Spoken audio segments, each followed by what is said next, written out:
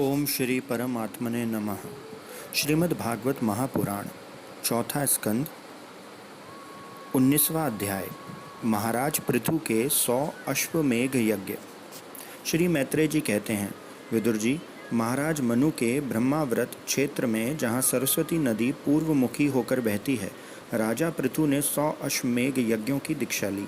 यह देखकर भगवान इंद्र को विचार हुआ कि इस प्रकार तो पृथु के कर्म मेरे कर्मों की अपेक्षा भी बढ़ जाएंगे, इसलिए वे उनके यज्ञ महोत्सव को सहन न कर सके।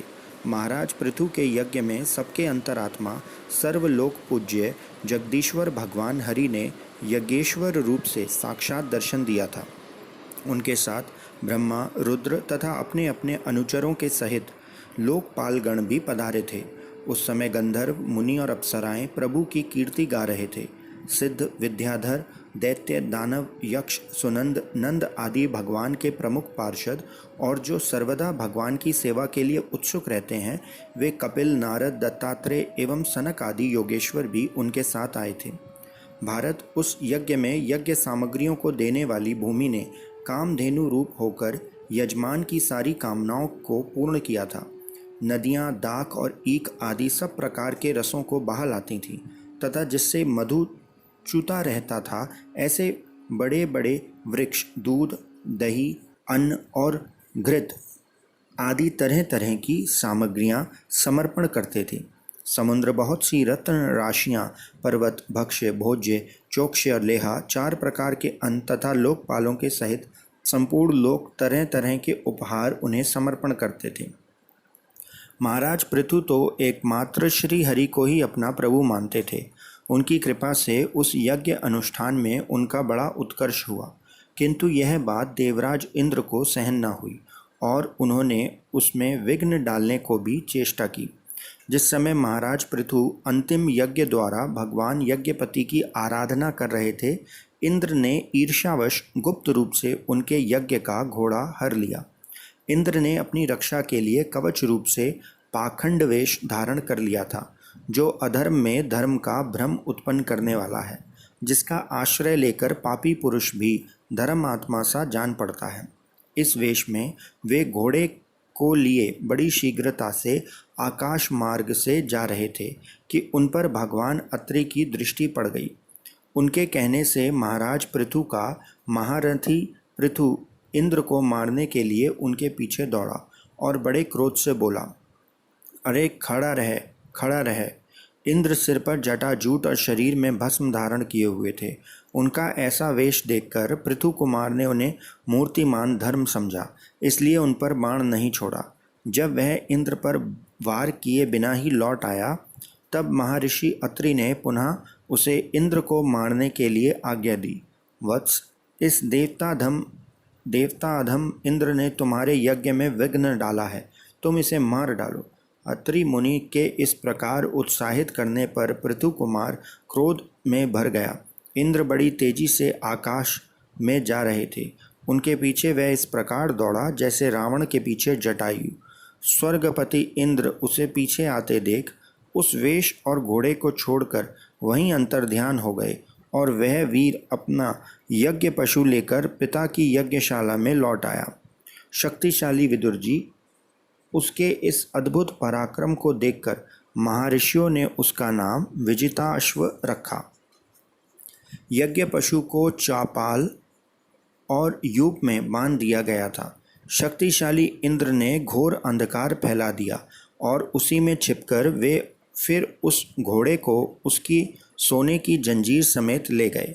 अत्रि मुनि ने फिर उन्हें आकाश में तेजी से जाते दिखा दिया, किंतु उनके पास कपाल और खटवांग देखकर पृथुपुत्र ने उनके मार्ग में कोई बाधा न डाली।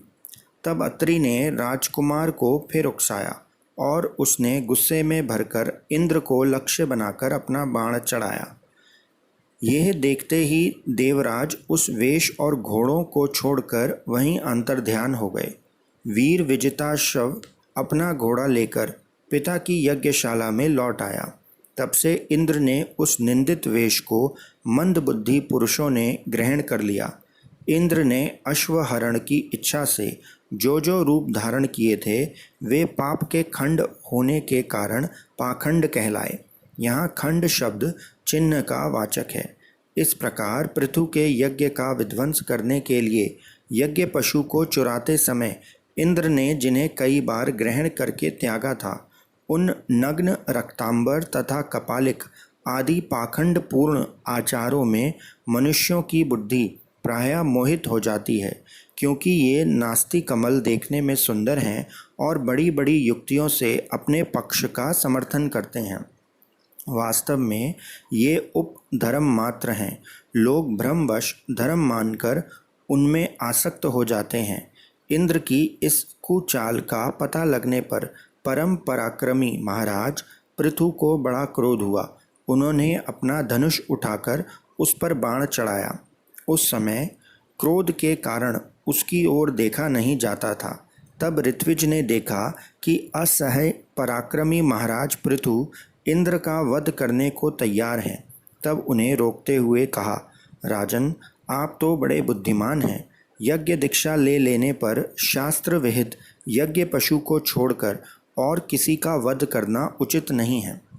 इस यज्ञ कार्य में विघ्न डालने वाला आपका शत्रु इंद्र तो आपके सुयश से ही ईर्ष्यावश निस्तेज हो रहा है।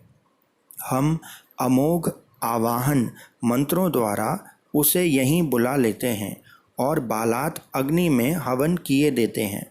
विदुर जी, यजमान से इस प्रकार सलाह करके उसके याजकों ने क्रोधपूर्वक इंद्र का आवाहन किया। वे स्त्रुवा द्वारा आहुति डालना ही चाहते थे कि ब्रह्मा जी ने वहां आकर उन्हें रोक दिया। वे बोले, याजकों, तुम्हें इंद्र का वध नहीं करना चाहिए। यह यज्ञ संज्ञक इंद्र तो भगवान की ही मूर्ति है। तुम यज्ञ द्वारा जिन देवताओं की आराधना कर रहे हो वे इंद्र के ही तो अंग हैं और उसे तुम यज्ञ द्वारा मारना चाहते हो। पृथु के इस यज्ञ अनुष्ठान में विघ्न डालने के लिए इंद्र ने जो पाखंड फैलाया है वह धर्म का उच्छेदन करने वाला है। इस बात पर तुम ध्यान दो। अब उससे अधिक विरोध मत करो, नहीं तो वह और भी पाखंड मार्गों का प्रचार करेगा। अच्छा, परम यशस्वी महाराज पृथु के 99 ही यज्ञ रहने दो। फिर राज ऋषि पृथु से कहा, राजन, आप तो मोक्ष धर्म के जानने वाले हैं, अतः आपको इस यज्ञ अनुष्ठानों की आवश्यकता नहीं है। आपका मंगल हो। आप और इंद्र दोनों की पवित्र कीर्ति भगवान श्री हरि के शरीर हैं, इसलिए अपने ही स्वरूप भूत इंद्र के प्रति आपको क्रोध नहीं करना चाहिए। आपका यह यज्ञ निर्विघ्न समाप्त नहीं हुआ, इसके लिए आप चिंता न करें। हमारी बात आप आदरपूर्वक स्वीकार कीजिए।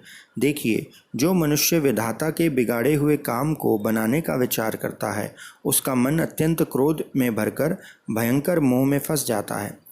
बस इस यज्ञ को बंद कीजिए। इसी के कारण इंद्र के चलाए हुए पाखंडों से धर्म का नाश हो रहा है, क्योंकि देवताओं में बड़ा दुराग्रह होता है। जरा देखिए तो, जो इंद्र घोड़े को चुराकर आपके यज्ञ में विघ्न डाल रहा था, उसी के रचे हुए इस मनोहर पाखंडों की ओर सारी जनता खिंचती चली जा रही है। आप साक्षात विष्णु के अंश हैं। वेन के दुराचार से धर्म लुप्त हो रहा था। उस समय उचित धर्म की रक्षा के लिए ही आपने उसके शरीर से अवतार लिया है। अतः प्रजापालक पृथु जी, आप अपने इस अवतार का उद्देश्य विचार कर आप भृगु आदि विश्व रचयिता मुनीश्वरों का संकल्प पूर्ण कीजिए। यह प्रचंड पाखंड पथ रूपी इंद्र की माया अधर्म की जननी है।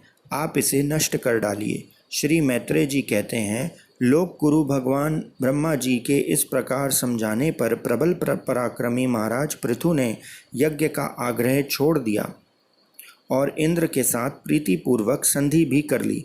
इसके पश्चात जब वे यज्ञांत स्नान करके निवृत्त हुए, तब उनके यज्ञों में तृप्त हुए देवताओं ने उन्हें अभिष्ट वर दिए। आदिराज पृथु ने अत्यंत श्रद्धापूर्वक ब्राह्मणों को दक्षिणाएं दी तथा ब्राह्मणों ने उनके सत्कार से संतुष्ट होकर उन्हें अमोघ आशीर्वाद दिए। वे कहने लगे, महाबाहो, आपके बुलाने से जो पितर देवता ऋषि और मनुष्य आदि आए थे, उन सभी का आपने दान मान से खूब सत्कार किया। इति श्रीमद्भागवते महापुराणे परमहंस्यां साहित्यां चतुर्थ स्कंदे पृथु विजय 1विंशोऽध्यायः। कृपया चैनल सब्सक्राइब करें। धन्यवाद। श्री कृष्ण गोविंद हरे मुरारी, हे नाथ नारायण वासुदेव।